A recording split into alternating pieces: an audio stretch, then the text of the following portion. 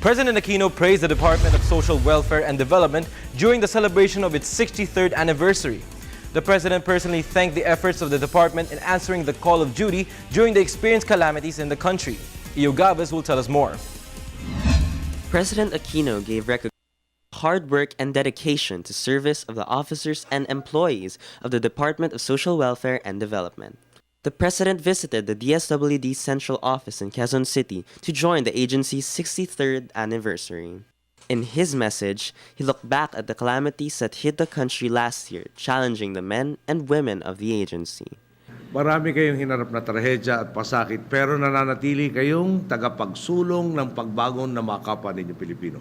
Dahil dyan, personal kong pinasasalamatan ngayon ang bawat isa sa inyo sa tapang at dedikasyong ipinakita ninyo habang ginagampanan ang inyong tungkulin.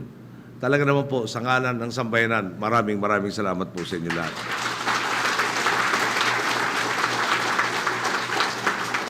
Despite criticisms thrown at the agency, the President noted the non-stop work of the DSWD.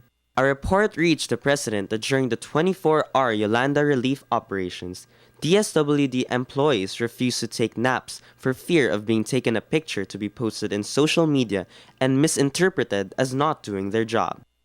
Hindi naman po kalabisang sabihin na minsan kulang sa konsuelo ang trabaho nyo. Sana ho kuminsan lang. Madalas, mas marami ang batikos kaysa pasasalamat. Mas mahaba ang listahan ng reklamo kaysa papuri. Ito, natutuwa ako, nabibilib ako na wala akong nababalita ang isa man sa inyo na nagwawagayway ng puting bandila para sabihing sumusuko na kami. The President gave special mention to 2 DSWD employees who risked their lives in the performance of their duty. Because of the helicopter crash in Leyte, Danny Bitara underwent stomach surgery while Noemi Mongaya had a major spinal operation. The two received special citations from the President. Kayo ang ehemplo ng mga tunay na tagapaglingkod ng mamamayang Pilipino. President Aquino also cited the DSWD for pushing the programs of the government. Almost 4 million families have benefited from the Pantawid Pamilyang Pilipino program, where more than 334,000 households have been part of the Sustainable Livelihood Program. The DSWD is also instrumental in the pension program for senior citizens and the supplemental feeding program.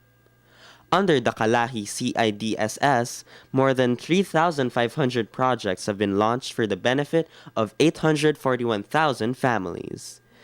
The President hopes that the DSWD will continue to help his administration in changing the lives of Filipinos.